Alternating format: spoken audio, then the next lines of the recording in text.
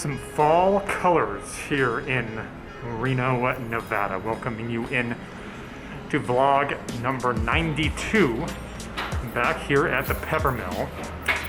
And hoping to turn things around after what's been a rough couple of sessions, some real bad beats, and just not a ton of hours that I've been able to get in. So there's a lot of games going on today. They're doing free money drawing giveaways, so that results in a whole bunch of people who wouldn't otherwise play any poker coming into play for this. Let's see how it goes.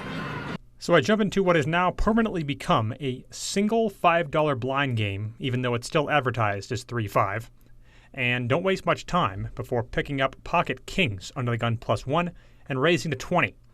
Under the gun 3, who was a VIP, 3-bets me to 75, and it folds back around to me. And I think about it for a minute and settle on a 4-bet sizing of $170. Now at first it looked like he was going to call, but then he reaches back and puts in 3 black chips for a 5-bet of $370. Now a couple of interesting things here. He is a VIP, as I mentioned, so he could definitely be making some moves here. He could definitely have some weaker value hands than me in this spot. However, it was the first hour of play, and he was winning already during that first hour. Really did not feel like a time where he'd be getting out of line. And if he had pocket queens, he would have to expect me to call with either pocket jacks or ace king. And for $370, that's kind of a tall order.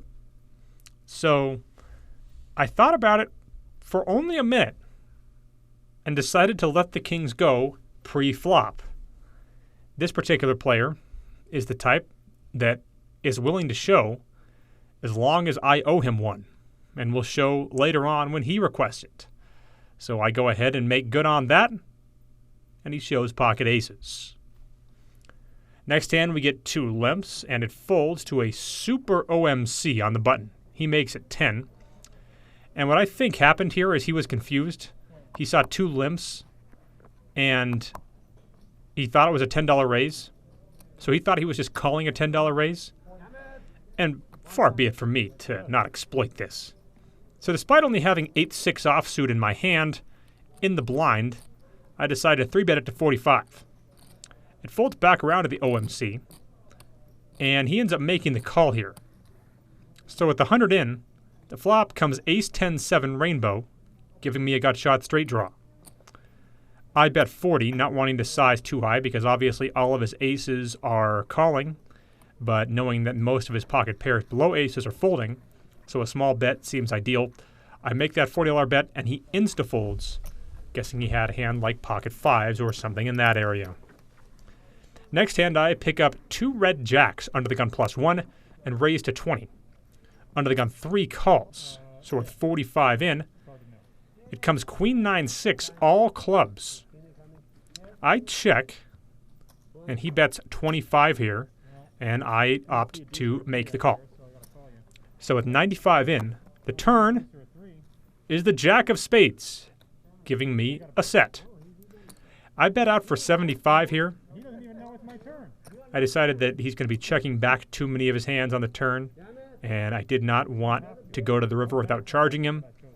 He quickly makes the call. So with 245 in, the river is a brick, coming the deuce of spades. I bet out here for $115, feeling like that he's going to have a queen the majority of the time here.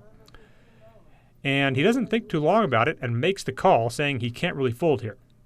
And at that point, I started to worry about, does he have a baby flush?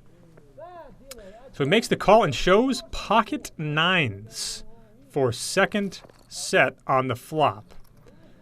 I end up hitting a 2-outer on him, but I fail to maximize because of the fact that the board was monotone.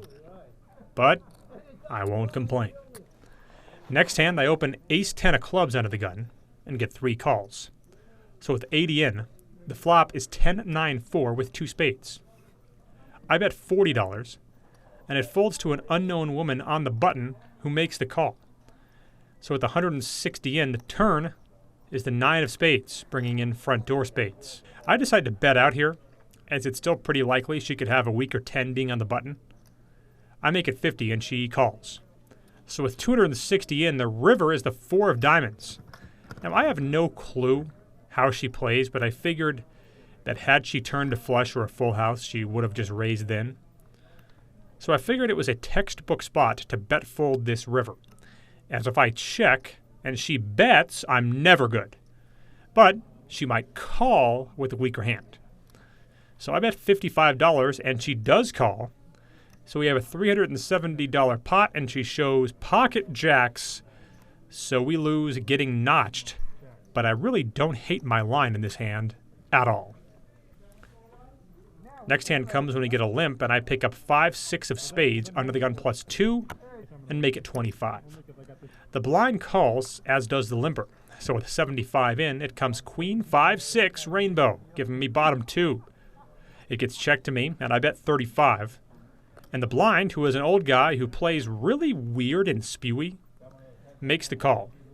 So with 145 in, the turn is the deuce of hearts, and he checks. I opt for a sizing of $85, and he check calls.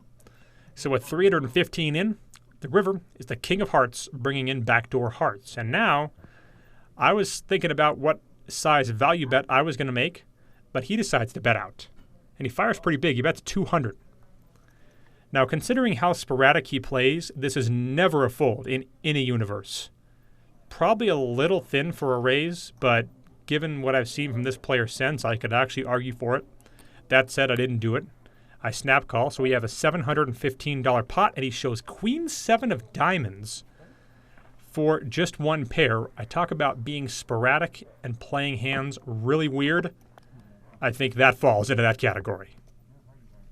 Then in our final hand, we get an OWC limp, and the button raises to 15, and I have pocket kings in the blind, making it 45. Both call. So with 140 in, it comes 9-6-4 with 2 diamonds. I bet 60, and the OWC calls. This other dude, who hasn't played a hand in an hour, then jams all in for 500. Now, I have no idea how he plays. And the OWC, who flatted me, is still in the hand, and has been known to slow play from time to time. I've seen her do it. Now, again, I don't know this guy at all, but he hasn't really played any hand since I'd sat down. It should be pretty obvious that I have an overpair here. Not sure if he really thinks he can get me off of it. Seems unlikely. Ultimately, I decide to settle on a fold here, but I really didn't feel that great about it after the OWC folded as well, and after I saw him play a few hands later in the day. I know it is an extremely anticlimactic way to wrap up these hands for this vlog, but not every hand can be all that exciting, and in all honesty, I'm occasionally looking to take a low variance line, and losing an extra 500 there was just going to put a huge dent in a lot of the work I'd put in over the last couple of weeks, and, well, quite honestly, I figured I could wait for a better spot. That said, I have no idea if I made the right laydown or not. I'm going to go out on a limb and say that there's not going to be anyone that criticizes me for folding pocket kings pre-flop when I was shown aces, but I'm going to get a lot of criticism for folding them post-flop when I didn't see my opponent's hand. Just kind of how it goes when you do a vlog.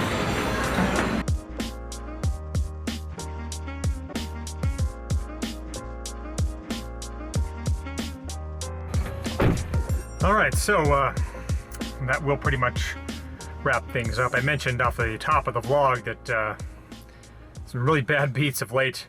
It's been just the worst year that I've had since my first year of playing poker in terms of how things have gone for me.